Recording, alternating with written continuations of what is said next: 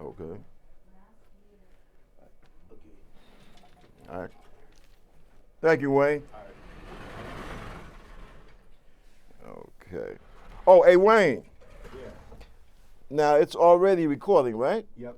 Okay, good. Excellent. There you go. 58 minutes. All right, Okay. Vegas, go. Okay. hmm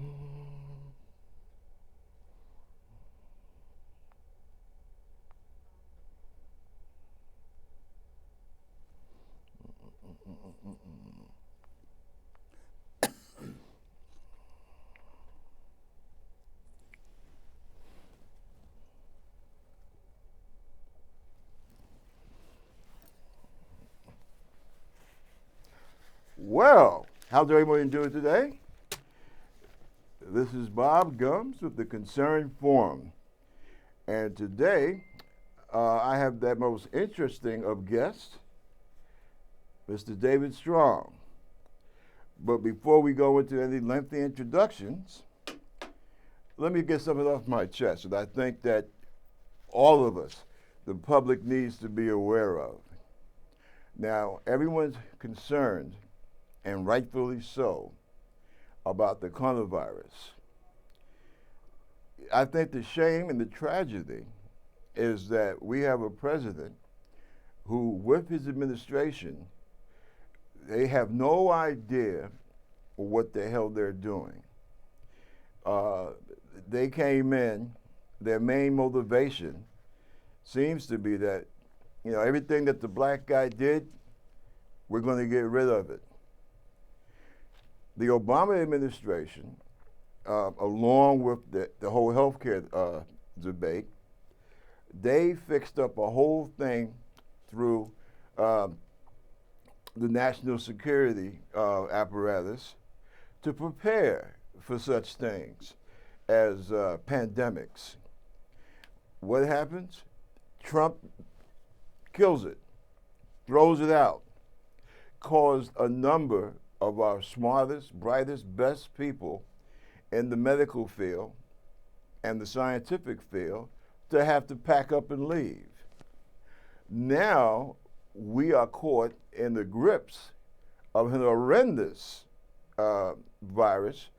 And the whole thing about talking about the virus, how many people in Idaho have died, how many people there are sick, really it's like talking into an empty bucket because we don't know. The reason we don't know is because we do not have the damn test, okay?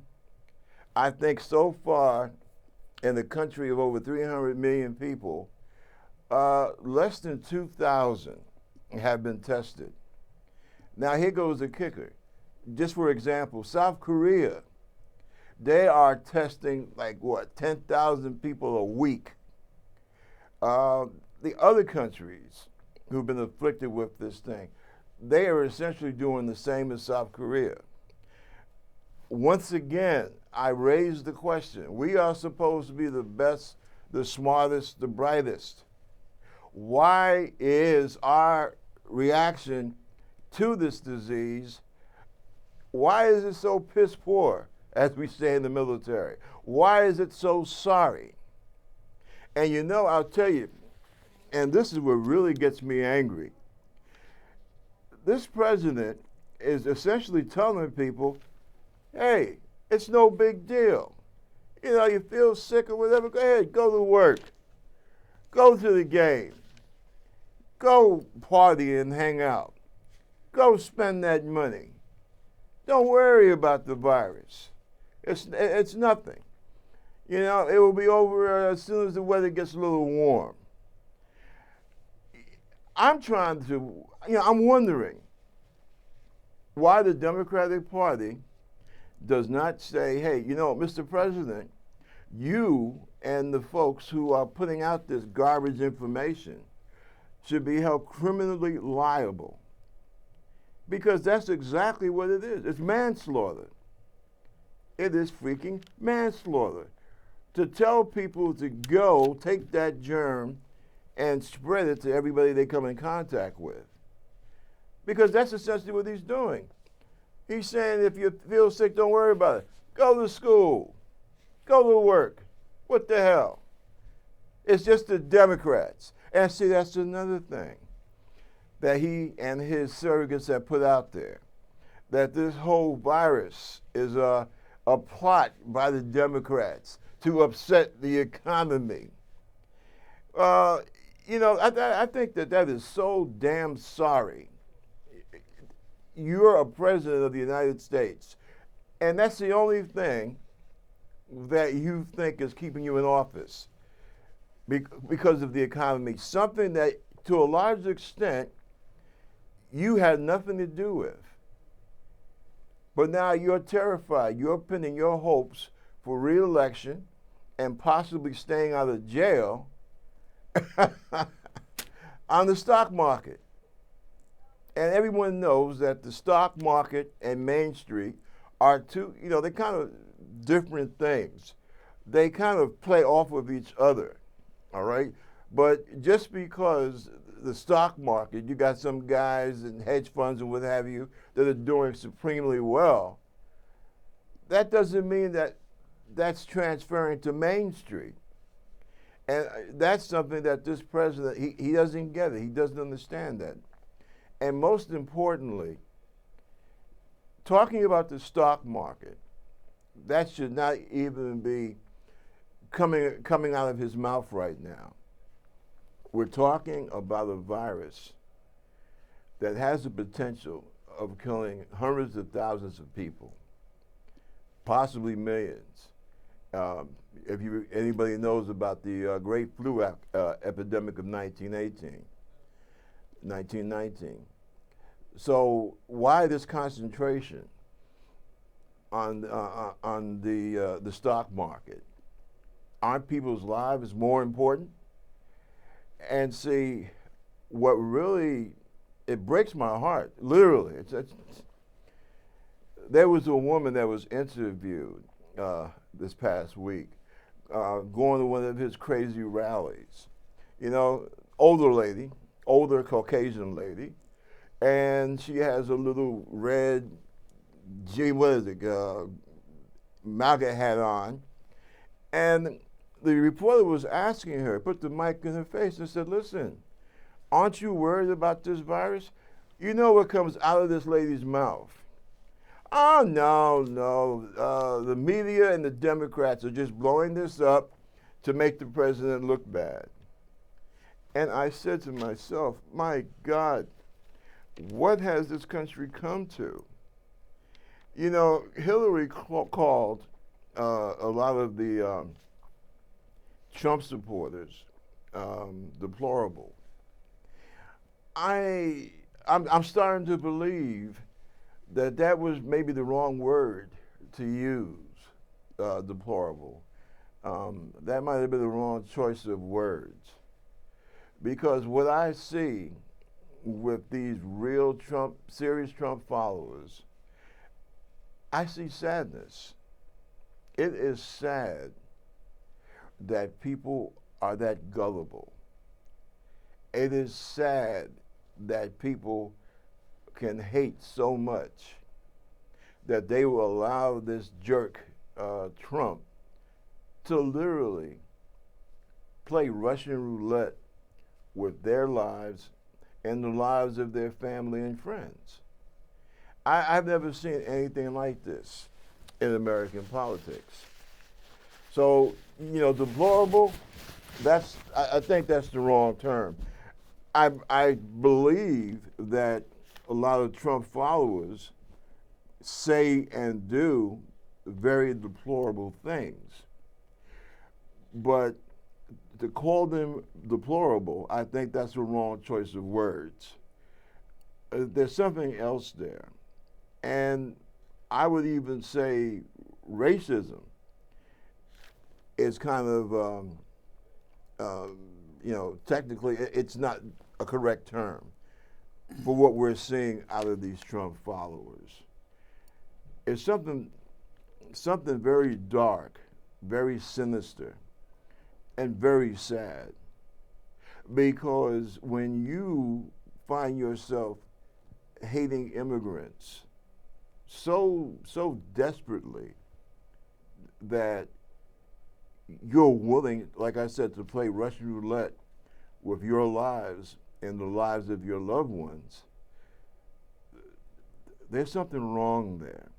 There is a strange, some type of strange belief system that has appealed to you, that you believe that this man Trump, that somehow not only is he going to protect you from American blacks, but that he's also going to protect you from these dark immigrants from Haiti, from Mexico, and Central and South America.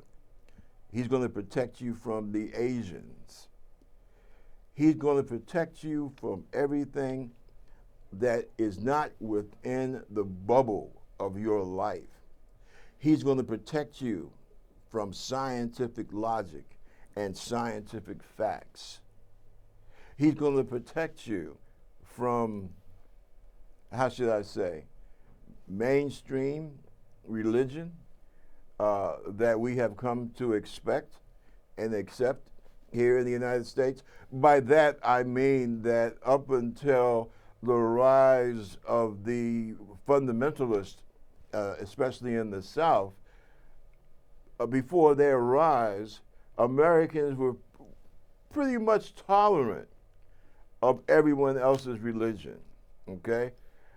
Tolerant to the point that we're not going to go and, hunt Jewish people or hunt Catholics or deny somebody a government job because of the fact that they're Roman Catholic. Oh, that used to happen in this country. But we have really gone so far beyond that. And remember, the founders of this country were not religious fundamentalists. Somebody did this picture where they have, I think, Jesus Christ, a very European, very Caucasian Jesus Christ in a room with the founding fathers. And I'm quite sure the founding fathers are turning over in their graves at that one, because most of those guys were deists. You had a few atheists, and those who were religious really bent over backwards to basically keep their religion out of everybody else's face. Ben Franklin, for example, he had Jefferson remove a certain passage because he said it smacked too much of the pulpit.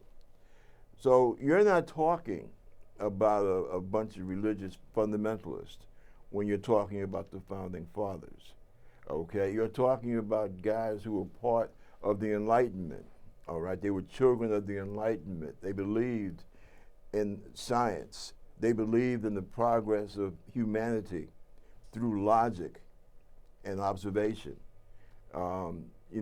Not that they didn't believe in faith, but they believed that you have to have a combination of the both of them, you see. And they would have a very dim view of what's happened to our politics now, where people have to, in some parts of the country, have to openly declare their faith when they campaign for election. They would have said that that's supremely dangerous, and that our faith belongs to us in here, and we should not hit other people over the head with it. But all that with Trump has gone by the wayside, and that's why people like this woman I'm referring to, they feel that Trump can protect them somehow from the Ben Franklins and Thomas Paines and even the Thomas Jeffersons, okay? Remember, at the beginning of the Civil War in Virginia, in Richmond, you had a newspaper editor who declared that we should burn the Declaration of Independence because of Jefferson writing all men are created equal, okay? So Remember where all this stuff comes from. You see what I'm saying? And that is the crime. That is the shame of what's really happened to America under Donald Trump.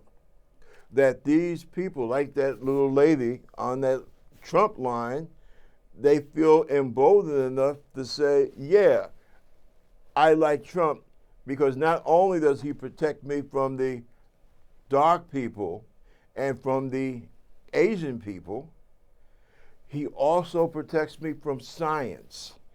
He also protects me from the original message of Jesus Christ. You know, that Sermon on the Mount. Donald protects me from all of that. So that's why I say Hillary's admonition of people who are, who support Trump being deplorable, I don't think that that was the proper term that she should have used. It's a lot deeper than that, okay? This is something that truly deserves some deep study, because if we lose Trump, in their minds, if we lose Trump, then we lose the justification for us having our bubble. And see, this is what we're facing. And now that we are facing a potentially deadly disease, because if you're over, if you're over 45 and you have health problems and you catch this thing, hey, you're in big trouble. You can be in big trouble depending upon the status of your health. And they're banking on their fundamentalist beliefs, right? And the word of Donald Trump to protect them from this virus. And you and I know that's not good enough. How is it that we don't have enough test kits? We can't even get a handle on anything until we know exactly what's what. I can't say, well, we only got 30 cases here in New York. How the hell do I know? How does anybody know? If you don't have the facts, how do you get the facts? You have a reliable test kit, which we don't have. I don't understand this. We can maintain the greatest, biggest, toughest, strongest military in the written history of this planet, but little boxes with the test. We don't have it. It ain't there. And there's something wrong with that. You have a president that's constantly trying to use happy talk to keep up the stock market. Meanwhile, across the country, places are closing. The Southwest Festival down in Austin, Texas, for over the last 3 decades, that's been a big hit, a big money maker for Austin, Texas. It's not happening this year. It's not. It's closed down for fear of what could pass between people in big crowds like that. And meanwhile, you still have Trump sitting up there saying, oh, this is like a little bad case of the flu. Everything will be fine. Nah, it ain't going to be fine. How the hell can it be fine, Donald? You don't even know what the hell it is. You don't know who has it. What's the story on the test kits, Donald? Nada. Nothing. You hear nothing. Intelligent, practical, out of this guy. And this shows what happens when you put a meathead in the White House. Don't vote for somebody just because you think that he shares your same bigoted view on life, because you shoot yourself in the butt every time, and that's what's happened now. Now, to try and uplift the conversation somewhat, I have my friend and scholar, David Straham here, and this gentleman, military veteran, author, civil rights activist, educator, and on and on and on. But he's a great guy, and I had him here today because I wanted to get his input on this. I have the feeling that I'm on the right course when I say that a lot of this is about racism. What do you think, Dave? All right, there's been many things you've touched upon that are worthy of discussion. Well, I like to start this way. In this society, as it is here in the United States of America, there are basically three things that are done by those who rule, and that's the oligarchy that sit at the very top of the society and essentially run it. And those three things are, number one, to keep people ignorant. Now, you say, well, we have so-called education and so forth, but a lot of that education is not education, it's training. Like in the military, for example, when you are taught to kill folks, like I was taught in the military, that's training. So a lot of what goes on is to keep people ignorant of what's going on. That's how those at the top can stay at the top, and the masses of people can be at the bottom or near bottom. So that's one thing. The second thing that's important in any kind of domination of the society that we live in, and it's in effect in full force here, is divide and conquer. The only way you're going to control such a large number of people up in the 300 millions is divide and conquer. You got to learn how to divide people by phenotype. Now, what's phenotype? Phenotype is the way you look, and we call that race in the society. That's a made-up thing. Everybody is in the human species, and we don't have something like race. That is phenotype, and that's the way you control people. You divide them up by the coloration of their skin, and you call that race. You divide them up by their gender, male versus female. You divide them up by their ethnicity, where they are from, and where someone else is from. You divide them up young and old.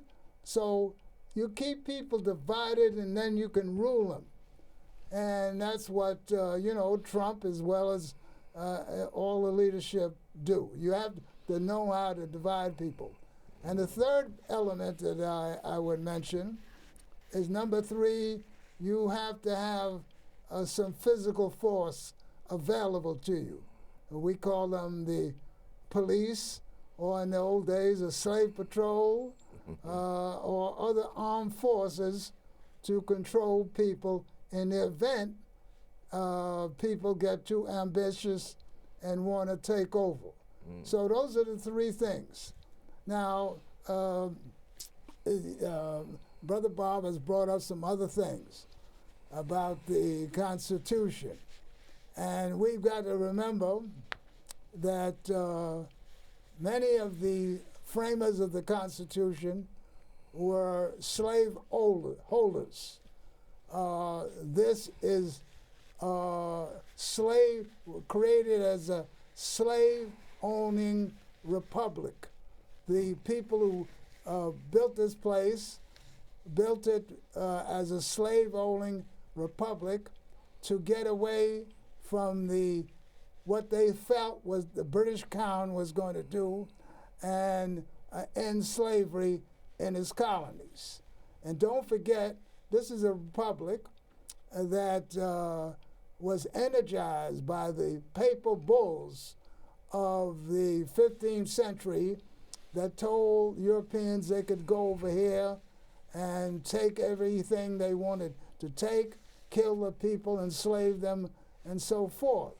So that was the Catholic Church that led that. And the British came over here and started a genocide, which they started along with the ethnic cleansing of the lands in this country. This land was taken over by ethnic cleansing and genocide from the indigenous people who occupied the land before. So people have to understand that. You go to school, they don't talk about these things in school. They tell you, you know, we're here because of we want no taxation without representation, so we got rid of the monarchy in England, you see, but it was more than that. So the wealth of this country was built on the slavery of the African people that were kidnapped and brought over here, enslaved, and created the wealth that we have. So we have to recognize that. So there are a number of things that are affecting us. We have the latest situation with President Trump. He doesn't work for you. He's not interested in your health. And as a matter of fact, the ruling class has not been interested in the health at all. For example, we have a system of health care, and it's controlled, and at this point, after the Flexner report of the early 20th century, by the pharmaceutical firms. They run all the making of drugs. They run the medical schools. They do everything they can. Many of them are involved with the running of hospitals, and they control the training of physicians. And all these things are done for the benefit of those in those positions of power, like the capitalist companies that make medications. And they discourage any kind of alternative medical conditions, medical service that people could have. And any natural remedy, they discourage vitamins. They discourage anything that you can't put a patent on. So the point is, we have to understand that those people at the top do not operate for the benefit of you, me, Bob, David, whatnot. They operate for the benefit of those at the top. That's why we have this fantastic condition that's in effect now, where the people at the top are getting richer and richer. You have 3 people at the top who have as much wealth as half the population of the country. And I'm talking about Jeff Bezos, Bill Gates, and Warren Buffett. Those 3 have as much wealth as half the people in the country. If you want to go higher, you could go up to the 1%. They have as much wealth as 90% of the people who live here. So this thing is not set up to be kind to the average people. And Trump is a master magician because he's able to convince people to function against their own interests. I think that's what Bob has been telling you, that they don't understand. They have no clue. They have no clue because the system is set up to make them ignorant. I mean, you can't be smart and don't understand the situation you're in and how these things, that the 3 things that I mentioned, are used to control you against your own interests. So you must talk about immigrants. You must talk about black folks. You always have to have a scapegoat to get the attention away from you oligarchs at the top who are doing these things. And I think Bob has done a good job of trying to get this across to you. You have to understand the system that you're in, how it works, and how it's controlled to the point where it's against your interests and in the interests of the oligarchy, the people at the top who really run things. And most people are so confused, they don't even understand who their enemy is. That's the worst thing when you are so inclined to remain ignorant and not understand. You're looking at the wrong enemy. Black folks are not your enemy. Immigrants are not your enemy. Indians are not your enemy. People in Cuba or in some of these other countries are not your enemy. And that's why people let it go to the point where half the discretionary budget in the country goes for military expenditures. Now, that doesn't go in all to the personnel in the military. They are being used quite often to go out and get killed for nothing. I'm lucky that I didn't get killed. But the point is, most of that money is going to contractors, to people who make things, to make airplanes, to make tanks, to make weapons. That's where the money is going. That's over $1 trillion a year going to these people who are making out like fat rats with the so-called defense industry, which is not defense industry, it's war industry. Unnecessary wars that are going all over the place. Imperialism. In other words, stealing people's resources and labor for the benefit of a few.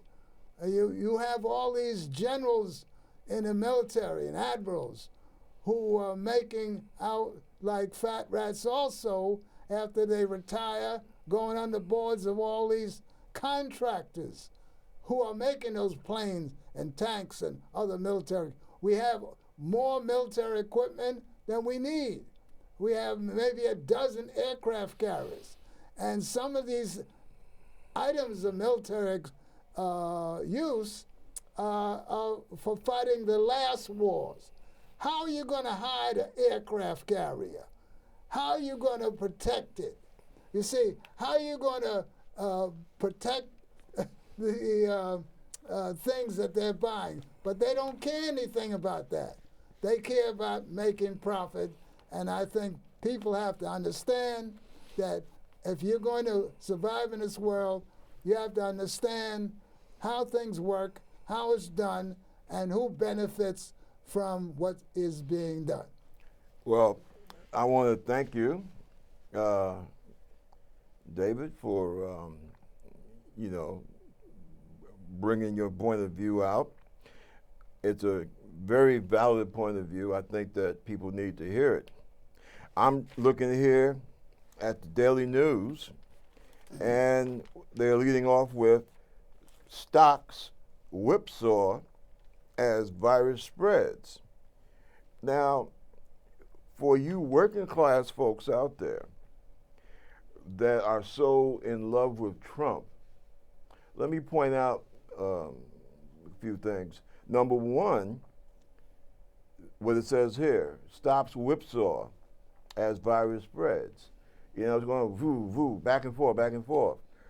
The reason for that is because these men and women, these folks who make up the real business, the stock market, Wall Street, okay? The ruling class. Yeah, you can call them that. Those folks, they're not stupid, all right? It's you folks out there, all right? The people who Hillary mistakenly calls deplorable. The people like that little Caucasian lady, nice little lady, with that little red MAGA hat on, okay? It's her. It's you folks out there, the ones that have to worry about a paycheck. You are the ones who are eating Trump's BS, right? The people in the upper stratosphere and those people who work directly for them, they're not stupid, right? Got that right. Check it out. You have these people. they have these, great educations, great experience on Wall Street and everything, and you're saying, well, how can these people, as intelligent as they are, how could they be following a buffoon like Trump? Well, it's real simple. It's because of the fact that for now, for the time being, Trump suits their interest. They like the tax cuts for their wealthy selves and for the corporations, for big business. Amen, okay? brother. They like that. Amen. Now, most of these people, they would not be caught dead with Trump in ordinary circumstances, right? I mean, now that he's president, yeah. But originally, these folks thought that Donald Trump was a fool. Mm-hmm. And I'll let you in on something. They still believe him to be a crass, ignorant buffoon. But he got them the tax cut. Yeah, well, see, that's what I'm saying. Right now, he's concerned about they're concerned about their bottom line. It is you folks out there, you working class people, all right? You are the chumps. I know that kind of bothers you when I call you that, but you are. If you are an American that supports Donald Trump and you are a working class individual, you are a chump. Because Trump doesn't give a damn about you.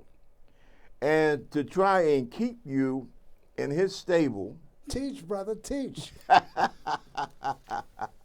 To try and keep you in his stable, he'll throw out some red meat. Hey, we're going to stop all Muslims from coming into the United States. You got it. Or I'm going to put some judges up there to stop all abortions, not just those where a woman feels like she wants to have an abortion, medical necessity abortions. We're going to stop that too. We're going to stop them all. You see what I'm saying? So that will get the fundamentalists all charged up, right? He knows how to turn your buttons on, see? But see, here goes the thing, and what has him in the White House so worried, this virus, well, some people are going to talk about God and some people are going to talk about the Creator. I'll put it to you like this. Mother Nature doesn't play that nonsense, okay? Illness is illness, disease is disease. And this is something that Trump cannot fight. Excuse us a second, folks. You have to turn it off, man. Thank you.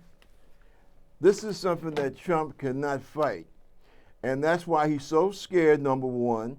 And number two, that's why he constantly puts out all this happy talk about the stock market.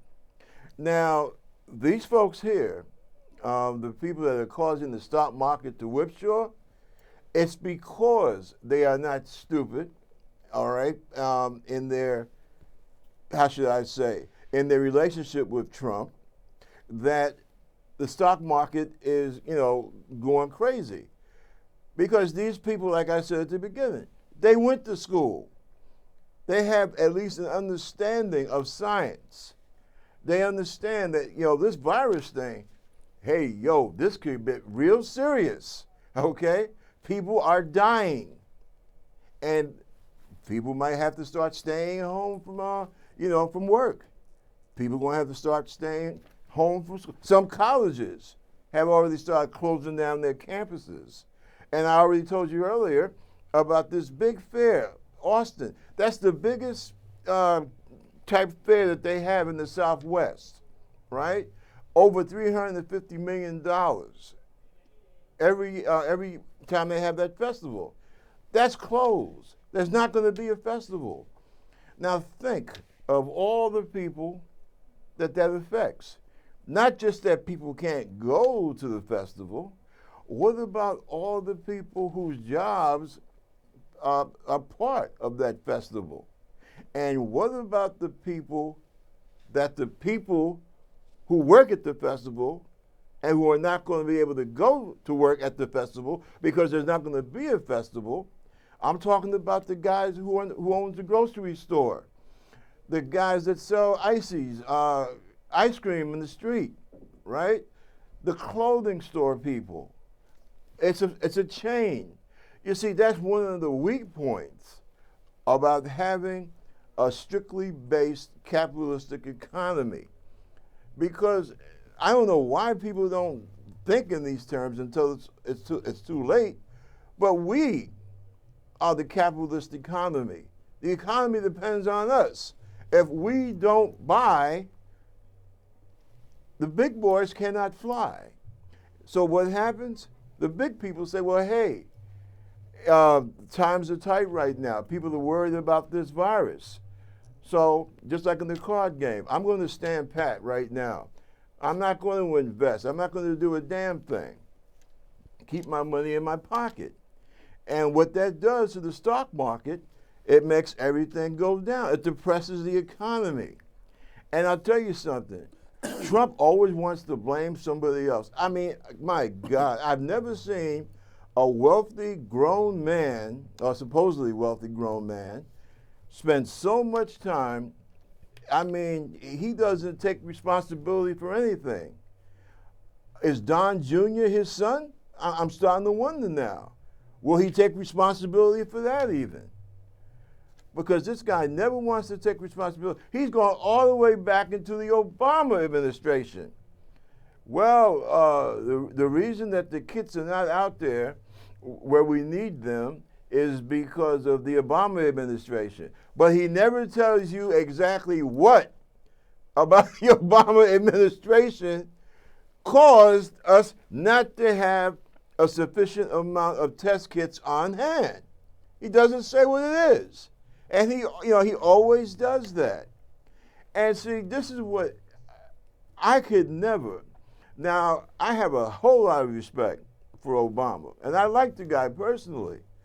But everything that he said out of his mouth was not gold. He's a human being. See what I'm saying? Why in the hell do these Trump supporters, I'm talking about the working class ones now. I'm not talking about people who have a valid reason for liking Trump. I'm talking about your working class stiff. Why in the hell do they support this guy Trump, seeing what a buffoon he is? There's something more to it than that. And in my opinion, it's about race. Because as I said before, Trump offers them, in their minds, a protection against everything in their lives that frighten them. People who are different, who look different than they are, change in general, okay? They're afraid of that. The need for a fact-based reality, as opposed to, well, you just have faith. You're right? talking about the three things that I mentioned before. Keeping people ignorant. That's one of the key things that you have to do, is keep people ignorant. Now, how do you keep them ignorant? You control the press. All the newspapers are controlled by a relatively small number of organizations. You control the television and the radio and whatnot. And you make it one of your main goals to keep people dumb or ignorant. That's what you want to do. And then the second part, which you just mentioned, was the racism. You got to have, and racism is part of divide and conquer. That's what it is. Yeah. And generally speaking, these politicians lie.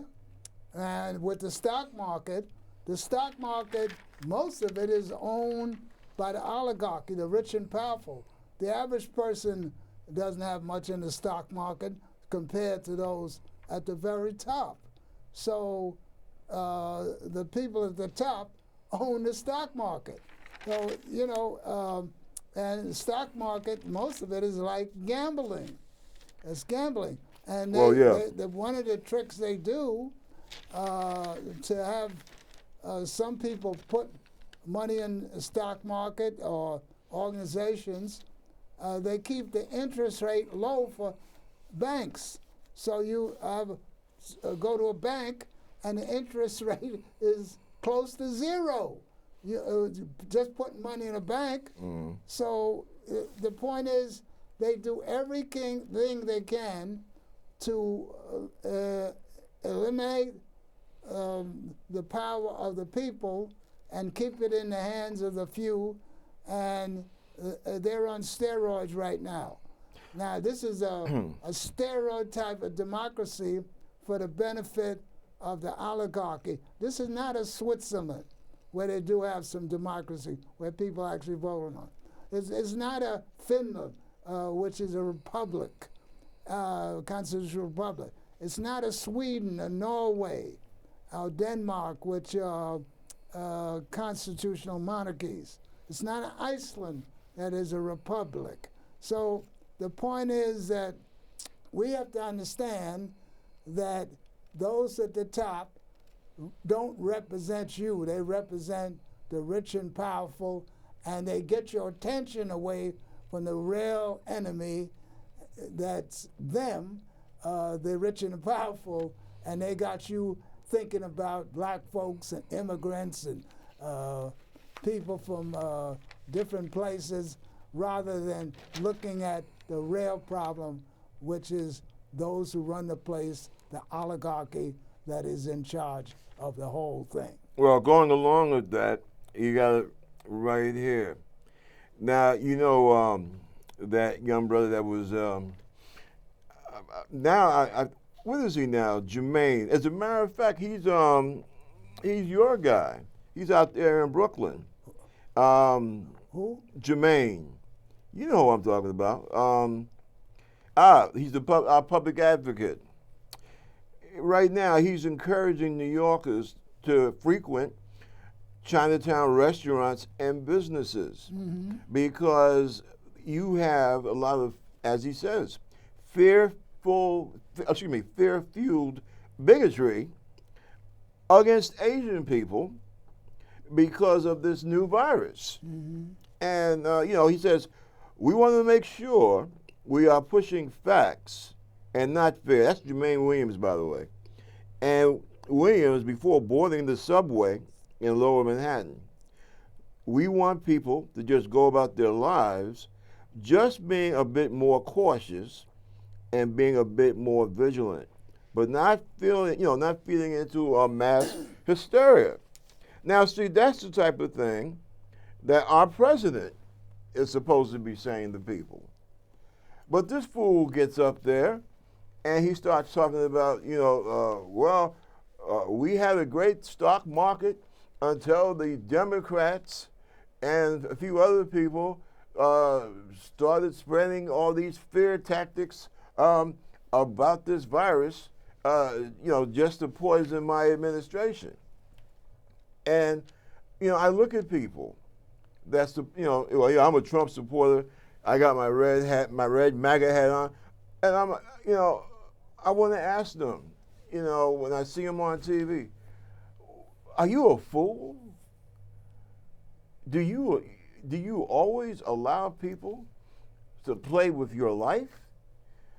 I said in the beginning of this segment that there's a possibility that some bright person is going to take this administration to court. I hope they do. If I had the money, I would do it myself.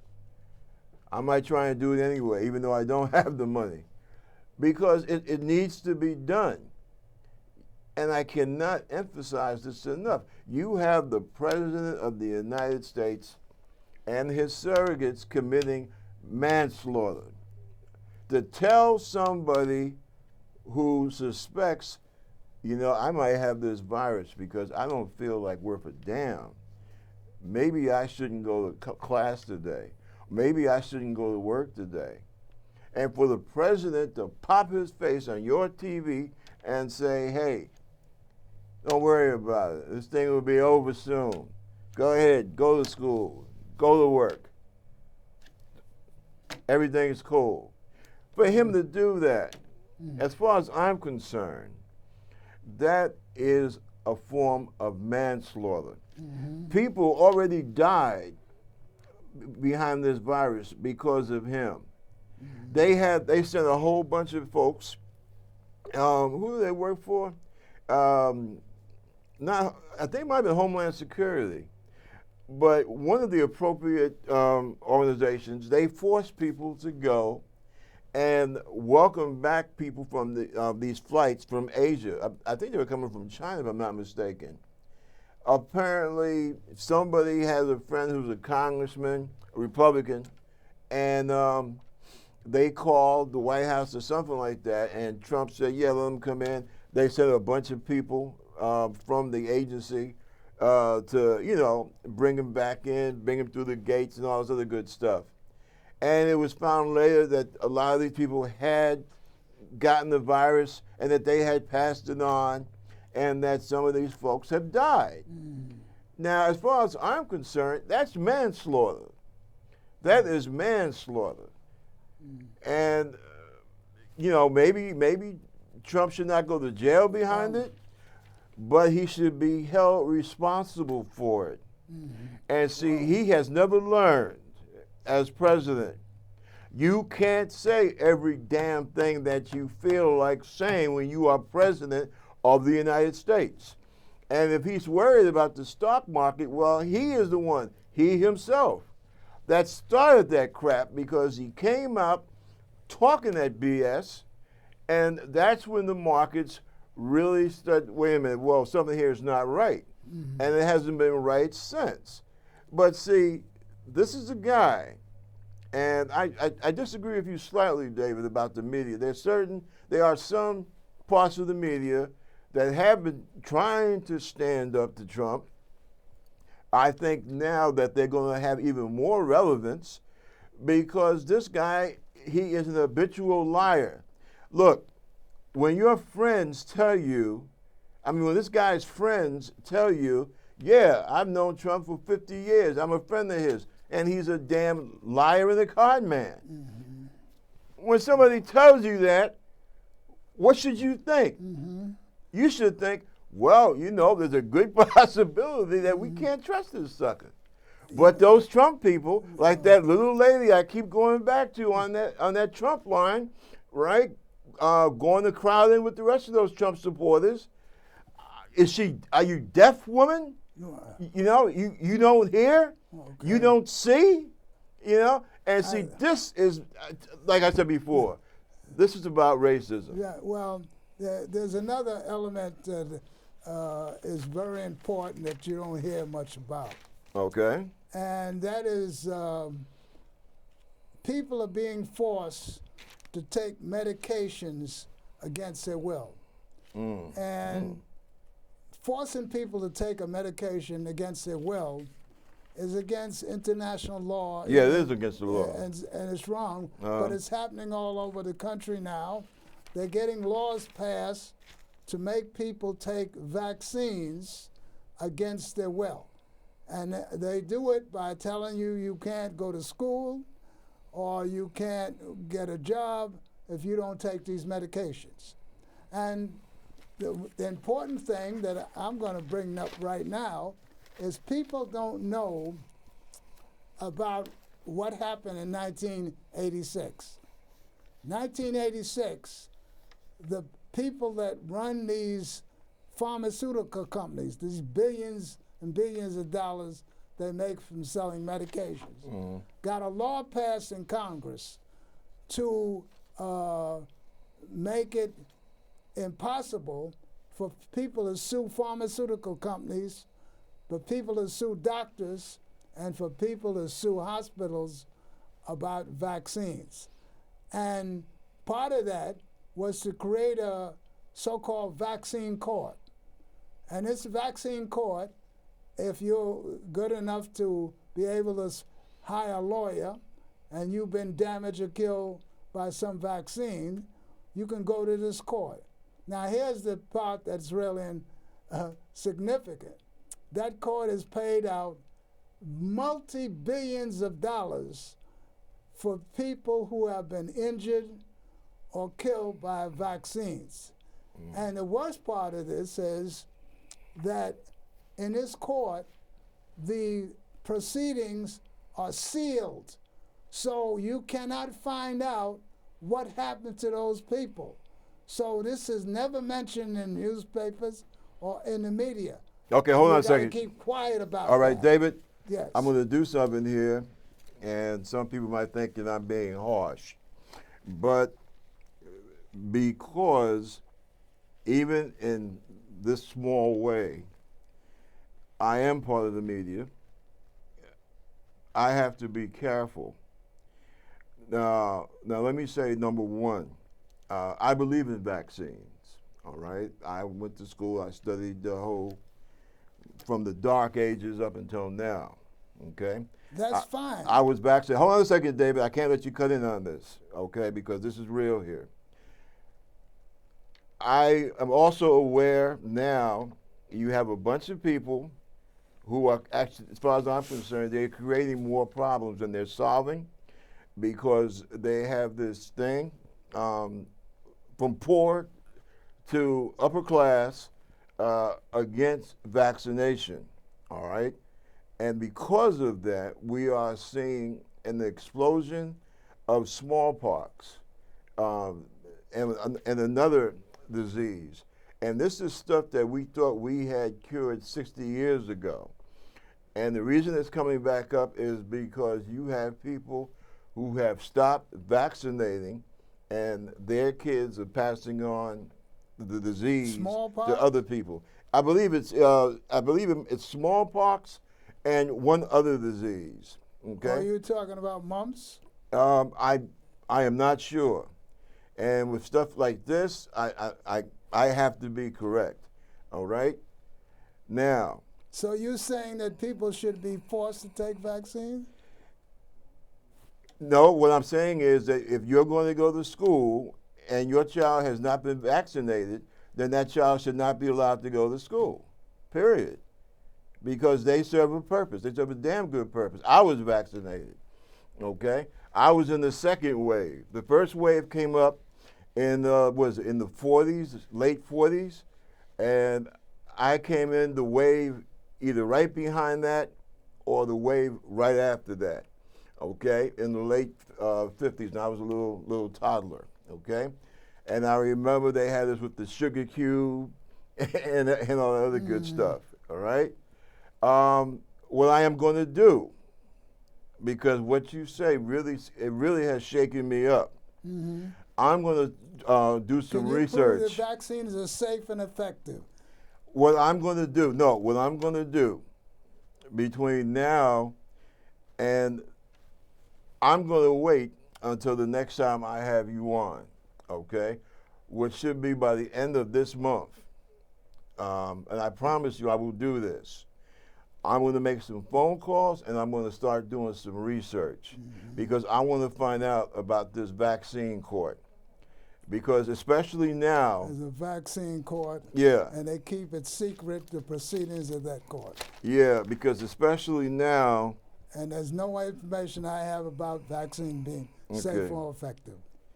right, okay, secret vaccination court, It's time. right. And no, we still got a few minutes, I think. Oh, no, we don't. But that's okay. I'm going to see if we can squeeze it. But I'm going to do some research on this court because, see, that's what I'm afraid of. The idea that these people are taken to court and we can't find out who they are, okay? And it's kept secret. And excuse me a second, folks.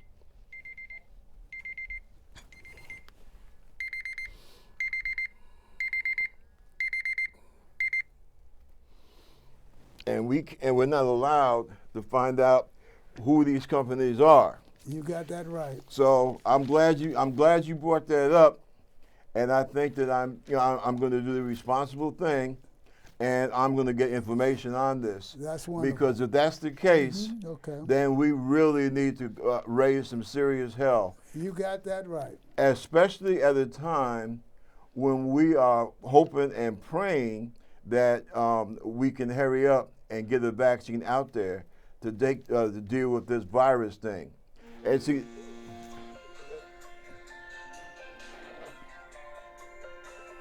if you could turn it off, please, I appreciate it.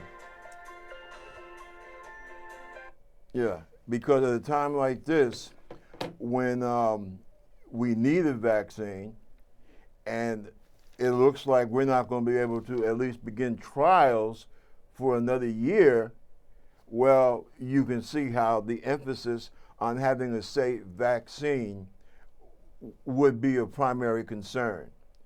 So what I'm going to do, I'm going to call a timeout on that conversation until I get my facts. And then I can present what I know, and David can then present what he knows. Because this is too serious, for, in other words, this is an intelligent man. I'm not that bright myself, but I respect, people talking about what they know. This is not the Trump White House. We're not going to shoot off the cuff when we're talking about things that affect people's health and safety and ultimately their lives. So I'm going to do a little research on this and find out what's going on with this secret vaccine court. And I got to thank you, David, for making me aware of this, because anytime you say secret, all right, I did 5 years while I was in the Navy with DIA, as most folks know, and secret, that sets off a whole lot of bells and buttons with me. So we're gonna find out just what the hell is going on, and we're gonna get to the bottom of this. I promise you that. And it should be by the end of this month. So you will be seeing Mr. Strong here back again before the end of this month, and we're going to talk about. As a matter of fact, that's going to be the primary talk on that particular segment. And as we are just about out of time, I want to thank you folks for having us in your homes, and to remind you that this is the Concerned Forum.